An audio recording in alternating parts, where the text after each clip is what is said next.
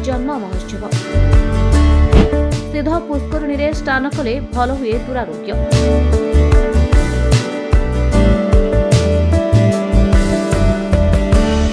विश्वास रही मां को पुष्करणी रे स्नान सह मां को झुणा धूप पाइले जर रोग सह भल हुए दुरारोग्य।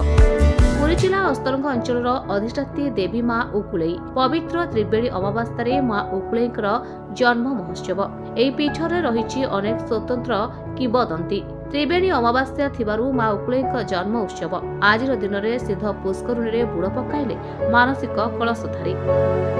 मो पुओ छोटे हेतिला मो पुओर देह भल नथिला मो मां को पाखरे मानसिक रखिली मो पुओ भी भल होई गलानी आ सेतबे मो पुओ पई मानसिक रखी कलश बसैबा को आसे 5 वर्ष हो गला मो कलश बसै आज्ञा जर पई तो मां को ना विख्यात ओडी जेमिति का जर होई तो मां निश्चित भल करबी।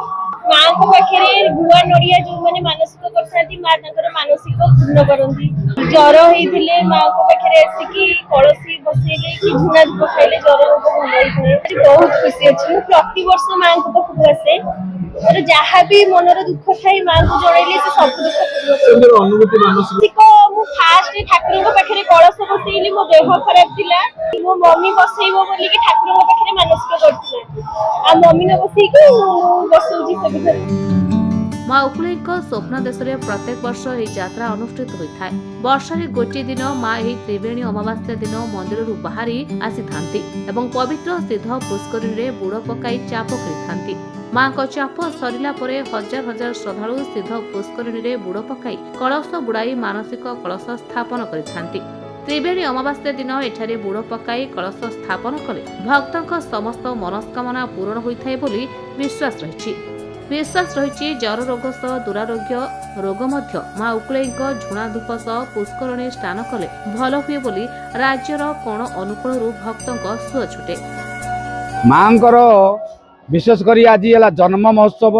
ये जन्म महोत्सव रे प्रथमे मांकर सकाल सकाळ समय रे मां त्रिवेणी घाट रे बुड़ पकेले। बुड़ पकेला परे बहु भक्त मान समागम थिले। ये बुड़ सरला परे मांकर नीतिकांति करागला। महास्नान वस्त्र पिंधा फूलमाला चाउल आरंभ करी बहुत षोडशोपचार पूजा करा गई मां को मंडप रे बसागला। तापर सब भक्त माने जो माने मानसिकधारी कलश माने मां माने आसुचंती समते कलश बुड़ाई यज्ञ मंडप रे बसाइबे। ए कलश बसाइले मां मानकर अपुत्री मान पुत्र हबो रोगी मान रोग भल हेबो बहुत दुरासाध्य रोग एटा भल हेबो। विशेष करी जो मान को रोग जर होईची से जर रोग माने आसिले ए मांकर त्रिवेणी घाट रे रोग जर रोग भल होइताय। त्रिवेणी अमावास्या पड़िथिबारु मां उकुलई स्वतंत्र नीतिकांति परे मां को पूजक मंगुली भाईना एक स्वतंत्र हांडी रे दिवा 11 घटिका समय करिथांती पूजा आराधना भजन कीर्तन आउ एमिति केते कण शंख हुलहुली रे प्रकंपित रे पूजक बेढ़ा चतुर्पार्श्व परिक्रमा करथिले। या परे भक्त चाहिथांती माटी हांडी रे थिबा फूल गुडाक कोने मिठेई होई गला आउ एहाकू पाई भक्त भी आत्मविभोर होई पड़िले। हेले एहा केमिति संभव हिला जे सतरे विश्वास करि होनी। पुरी जिला अस्तरंग अंचल अधिष्ठात्री देवी मां उकुलई पीठरे एमिति दृश्य वर्षकु थरे देखा जायथाय। मां स्वयं निजे एभली आलौकिकता देखाई थांती बोली विश्वास रहिछि। प्रति वर्ष माघ मास त्रिवेणी अमावास्या रे मां को जन्म महोत्सव पड़े। मां को पाखरे होउथिबा मध्याह्न धूपर धुआं पाचिले रोग भल हुए। अनेक दुसाध्य रोग को भल करिसेंती मां। त्रिवेणी अमावास्या दिन आसी सिद्ध पखरे बुड़ पकाउंती मानसिक नड़िया गुआ बसौती ताकर मनस्कामना पूर्ण होची। जदि न होता से आसते लोक मान घरे गोटे छुआ जन्म हेले ता बापा माँ मन खुशी रे मिठा और मिठाई बांटती।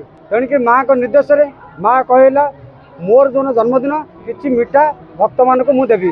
मंदिर चारिपट जा ठाकुर मंदिर चारिपट बेढ़ा परिक्रमा हम आलती सहित तापर दधि नौटी उपरको उठिया हम दधि नौटी उपर उठिया भक्त मैंने हाथ जोड़ते मनोकामना पूर्ण करने हाथ जोड़ते तेणु हाँडी जो फिंगा जाए भर आचमित लड़ू बाहर से माँ को अतुर महिमा। विश्वासर सह जहाँ मानसिक रखिले एठी पूरण हुए। त्रिवेणी अमावास्या मां को जन्म महोत्सव थिबारु मां बेढ़ा चतुर्पार्श्व पूजा अर्चना सह नाम यज्ञ सह भजन कीर्तन करिथांती।